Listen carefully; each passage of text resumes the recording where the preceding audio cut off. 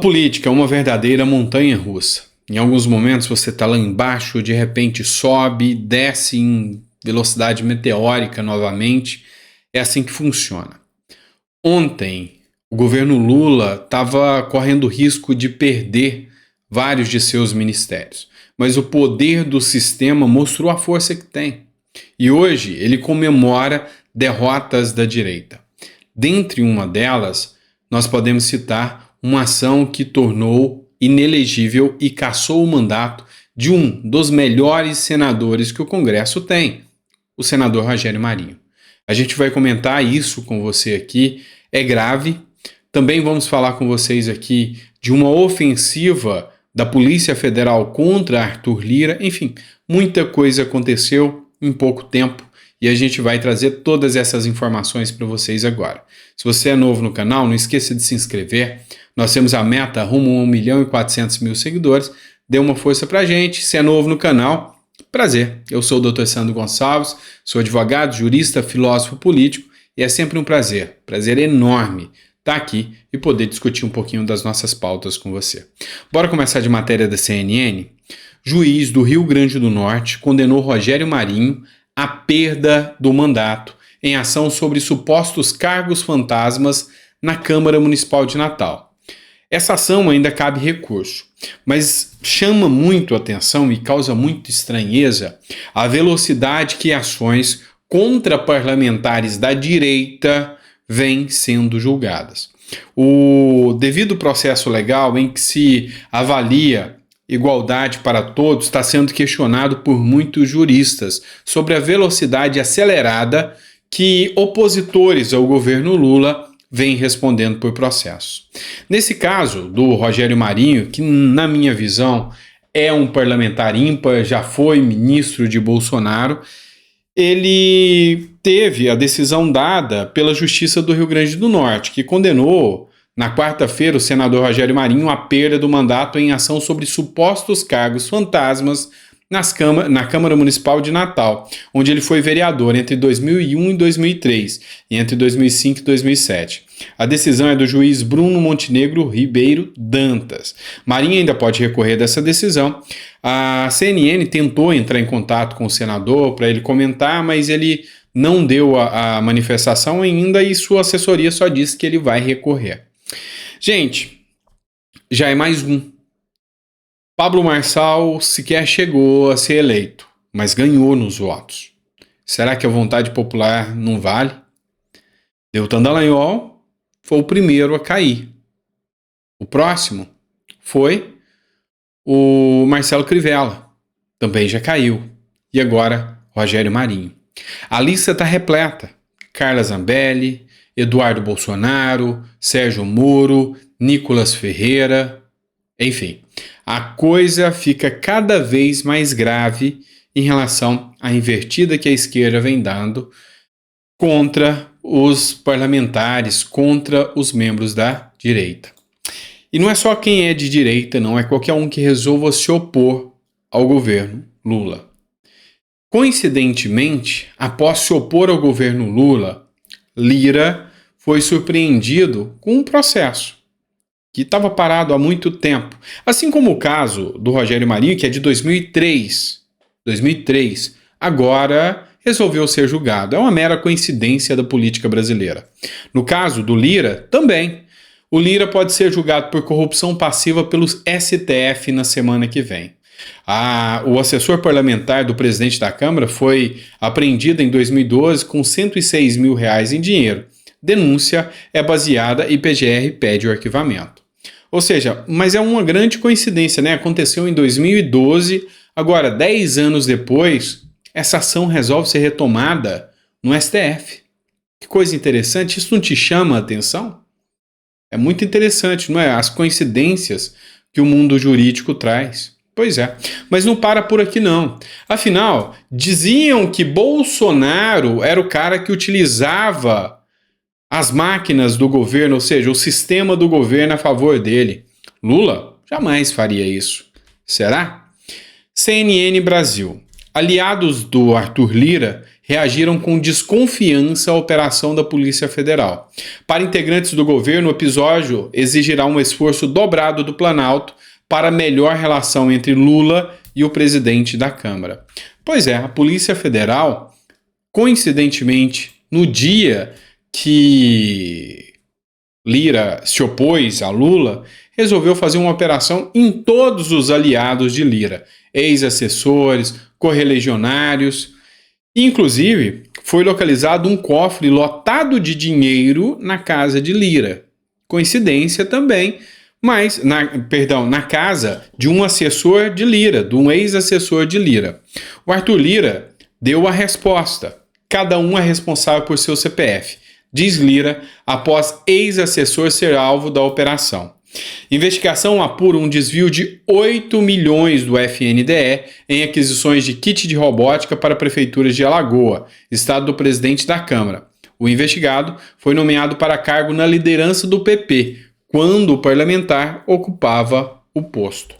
Então, assim, foi encontrado esse dinheiro em essa ação da PF, aqui a revista Veja também reverberou esse assunto. A PF acha dinheiro vivo em busca contra assessor de Lira. A Polícia Federal deflagrou nesta quinta-feira uma operação contra investigados por envolvimento no esquema milionário de desvio de recursos do FNDE. Durante a gestão de Jair Bolsonaro, as verbas foram repassadas às prefeituras de Alagoas, curral eleitoral do presidente da Câmara, Arthur Lira. Entre os alvos da ação está Luciano Oliveira, um assessor do gabinete de Lira. No endereço do alvo, os investigadores encontraram pacotes de dinheiro vivo. São corruptos? Se são, têm que ser punidos. Se cometeram crimes, têm que ser punidos. O que se questiona aqui não é nada disso. O que se questiona aqui é a coincidência de, no momento exato, tantas ações invertidas contra Lira, contra Rogério Marinho, contra aqueles que se opõem ao sistema. Ou seja, não contra o sistema, contra a corrupção, contra o governo mesmo. Contra o governo. A gente tem que ser sincero em relação a isso. A gente tem que ser honesto em relação a isso. Mas é complicado. A gente sabe muito bem como funciona a política brasileira e como ela vem andando. E já que a gente está falando de política brasileira, um dos casos que chamam muita atenção é a questão da CPMI. Lá na CPI de Brasília, que ocorre na Câmara Municipal, na Câmara Distrital, do Distrito Federal, o general Augusto Heleno foi quem foi ouvido dessa vez. E ele protagonizou um momento em que ele nega qualquer referência a Lula. Você lembra do caso onde general Heleno, passando perto de alguns apoiadores, ouviu a seguinte pergunta: ladrão sobe a rampa? E general Heleno respondeu que não. Então, foi isso que o general Heleno teve de se explicar aqui no caso em comento que eu vou colocar para vocês agora. Assistam aqui comigo. O colunista Guilherme Amado, certa vez ele deu uma notícia, uma nota no portal Metrópolis dizendo que alguém gritou perguntando para o senhor se o ladrão subia a rampa. Essa era basicamente a frase de efeito da extrema-direita brasileira nesse contexto. E que o senhor teria dito não. Isso é verdade? Não tinha nome na pergunta e eu continuo achando que ladrão não sobe a rampa. Continuo achando isso. Não tinha nome na pergunta. A pergunta é como se eu perguntasse ao senhor hoje... Mas o senhor acha correto responder para nós dessa forma essa pergunta? Porque nós estamos falando... Nós estamos num contexto, assim... Estava contextualizado. O senhor era uma liderança desse setor político. Esse setor estava acampado na frente dos quartéis. É porque eu acho que me parece incorreto o senhor responder dessa forma para nós, porque, desculpa, com todo respeito, me parece uma brincadeira com a nossa inteligência. Por quê? Porque perguntaram para o senhor, o ladrão sobe a rampa e o senhor... Eu estava dentro do carro e apareceu uma pergunta que eu nem me lembro exatamente, mas eu tenho certeza que não tinha nome. Ladrão sobe a rampa? Não. Porque tem um vídeo, porque primeiro o senhor negou que tinha respondido a pergunta, e depois o vídeo apareceu, e aí hoje a resposta é que o senhor não sabia quem era o ladrão. A ideia que eu tinha que tinha acontecido várias perguntas da mesma hora. Tá? E eu respondi não. Aí atribuíram esse não à pergunta se ladrão sobe a rampa. Não tem maior problema nisso, não. Eu acho As narrativas é que são... Eu fico um pouco impressionado mesmo com enfim, esse depoimento, porque eu acho que a gente precisa ter um pouco de concretude. Nós estávamos contextualizados. As coisas aconteceram em dezembro, elas aconteceram em janeiro, elas aconteceram agora no país. Eu também fico impressionado com a sua criatividade, que não aconteceu. O colunista Guilherme... Pois é, aí a gente já vê a forma que está sendo conduzida a CPMI dos atos do dia 8 de janeiro também. O general Heleno deu a resposta e foi questionado nessa resposta aí. Coloca nos comentários aí o que você acha sobre isso. Vou trazer agora para vocês uma matéria do Conexão Política. A ação do TSE, que pode tornar Bolsonaro inelegível, é liberada para julgamento.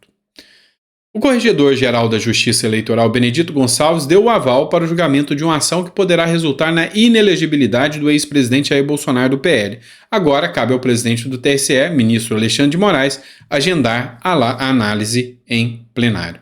A ação em questão investiga uma reunião realizada por Bolsonaro com embaixadores do Palácio do Alvorada em junho do ano passado, na qual o então presidente fez acusações infundadas sobre o sistema eleitoral. O processo foi instaurado a partir de uma denúncia representada pelo PDT, partido que integra a base de apoio do presidente Lula. Se for considerado inelegível pelo TSE, Bolsonaro, que tem 68 anos hoje, ficará impedido de concorrer em eleições por 8 anos, contados a partir das eleições de 2022. Pois bem, então assim, já é dado como certo, o Bolsonaro mesmo já anunciou que é dada como certa a possível inelegibilidade de Bolsonaro. O resultado final de tudo isso pode ser que haja o impedimento de Bolsonaro concorrer a novas eleições, assim como também pode sim ocasionar, em outros casos, a própria prisão do ex-presidente Jair Bolsonaro. Como o eleitorado vai recepcionar isso, não se sabe ainda. Não é sabido como vai ser a recepção do eleitorado de Bolsonaro, que teve milhões de votos também. Não se sabe como será. Ainda, o poder de transferência de votos. Grandes nomes da política, como o próprio Ciro Nogueira, como o próprio Valdemar da Costa Neto, deixaram claro que se Bolsonaro se tornar inelegível, o poder de transferência de votos dele cresce muito. E aí nós temos uma prova viva do poder de transferência de votos de Bolsonaro, que foi Tarcísio de Freitas. Um homem que concorreu em outro estado, vamos deixar muito claro aqui, sem hipocrisia, que Tarcísio de Freitas não é paulista, pouco conhecia sobre o estado de São Paulo, ou tinha convivência política aqui dentro, e com o dedo, o toque de Bolsonaro, Tarcísio se tornou governador e vem demonstrando uma excepcional atividade política aqui no governo do estado, e hoje está cotado para ser candidato a presidente da República e é o grande nome da direita. Como isso será encarado? Tudo isso é uma incógnita para todos nós, tá bom? Espero que você tenha gostado do nosso editorial, é sempre um prazer estar aqui com você. Peço a você que compartilhe o vídeo com o maior número de pessoas. Todas as matérias que trazemos aqui são baseadas em matérias que a gente mostra a fonte, todas baseadas em conteúdo jornalístico, então a gente vai estar sempre trazendo conteúdo aqui de alta relevância para você. Grande abraço, fiquem com Deus e até o próximo editorial.